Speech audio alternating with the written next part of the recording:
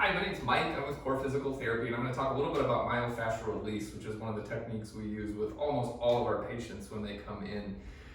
So with Justin, what we're going to do is we're going to check out how does he move. And so as we just kind of wiggle his legs, we can feel that this right leg doesn't turn quite as easily as the left leg does. And so what that gives us is a hint that something might be going on at that right hip or pelvis. And so then we're going to come up at his pelvis and kind of check and see how does he move here. And sure enough, that right side is a little stickier than the left. And so with myofascial release, myo is a prefix that means muscle, and fascia is a connective tissue that literally wraps around all of our tissues. It wraps around muscles, nerves, blood vessels, and organs.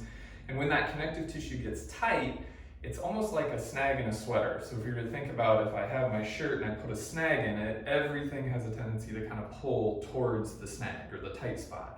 And then that tends to irritate nerves. That's when we get pain, burning, tingling, numbness. And so what our job is to do is to gently come in and kind of pull on that tissue to get rid of the snag so that then the muscles and the joints can kind of do their job. It's a lot less aggressive than like a manipulation or a heavy mobilization where people are really sore afterwards, because it's more asking the body for permission to move in a way rather than kind of telling it needs to move in a way. So since Justin's a little tighter, one of the techniques we could use is use our hand right on the front of his pelvis and then kind of grab a hold of his leg, and he's just going to be totally relaxed and let me kind of move around. And what I do is kind of wiggle his leg around until I can create kind of that tension underneath my hand.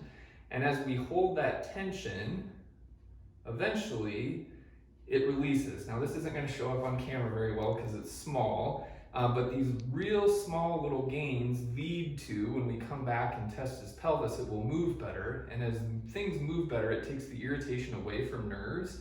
And as nerves are less irritated, you hurt less.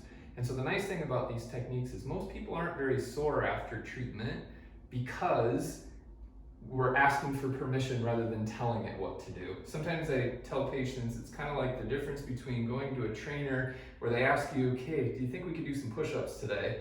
And that's a lot different than going to boot camp where a drill sergeant's screaming in your face telling you, give me 100 push-ups. And so we want to ask for permission rather than to tell you what to do. And so then when we come back and retest just with that little work, already Justin's pelvis is starting to move a little better. So this would be a common thing, area that gets tight for people who have low back pain or hip pain or sometimes even knee pain.